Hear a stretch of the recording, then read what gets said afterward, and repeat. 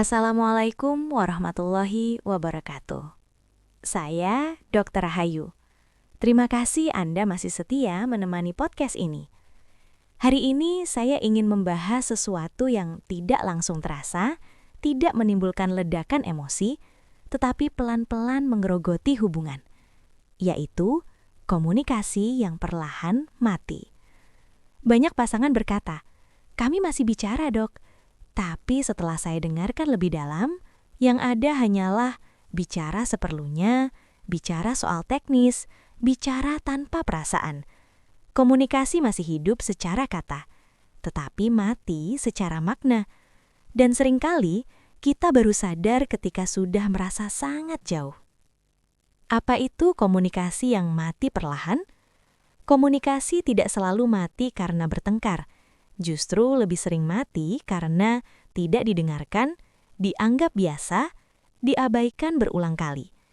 Di usia 60+, komunikasi mati bukan karena tidak cinta, tetapi karena lelah memperjuangkan dipahami.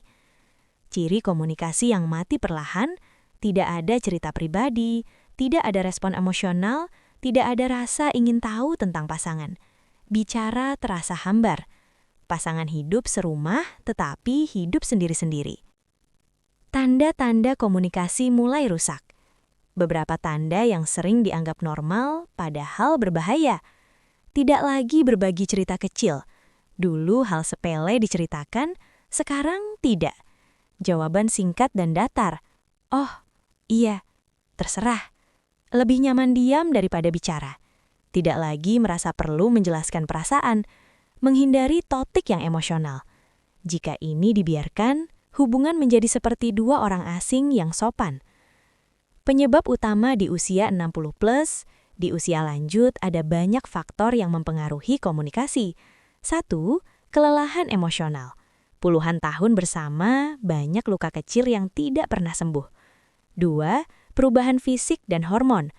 Tubuh lelah, jadi emosi lebih sensitif, bicara terasa berat.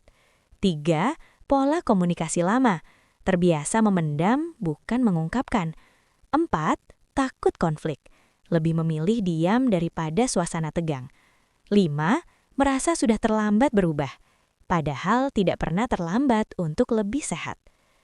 Dampak pada emosi, tubuh, dan intimasi.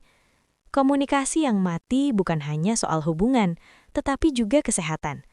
Dampak emosional, kesepian, merasa tidak berarti, kehilangan rasa dihargai. Dampak fisik, gangguan tidur, stres kronis, tekanan darah naik. Dampak intimasi, sentuhan berkurang, rasa aman hilang, hubungan terasa kosong. Tubuh dan hati saling terhubung. Ketika komunikasi mati, tubuh pun ikut lelah. Tanpa sadar, banyak pasangan melakukan ini. Menganggap diam sebagai hal biasa, menyepelekan perasaan pasangan. Berkata, sudahlah, terlalu sering. Merasa tidak perlu lagi berusaha. Kalimat seperti, dari dulu juga begini, sudah tua mau gimana lagi, justru menjadi paku kecil yang terus menancap. Cara menghidupkan kembali komunikasi. Mulainya bukan dari pembicaraan besar, tetapi dari niat kecil yang konsisten. Beberapa langkah yang lebih aman, dengarkan tanpa menyela. Respon dengan empati bukan solusi. Akui perasaan pasangan. Luangkan waktu khusus untuk bicara. Kalimat sederhana tapi bermakna. Aku ingin lebih mengerti kamu. Ceritamu penting buat aku. Komunikasi hidup bukan karena banyak bicara, tetapi karena ada rasa aman saat bicara. Saya ingin menutup dengan satu pengingat. Hubungan jarang rusak karena satu kejadian besar. Hubungan lebih sering rusak karena diam yang terlalu lama. Jika hari ini Anda merasa komunikasi mulai mati, itu bukan tanda kegagalan, itu tanda perlu diperbaiki dengan lembut. Saya Dr. Rahayu, terima kasih sudah menemani saya sampai akhir. Sampai bertemu di episode berikutnya. Wassalamualaikum warahmatullahi wabarakatuh.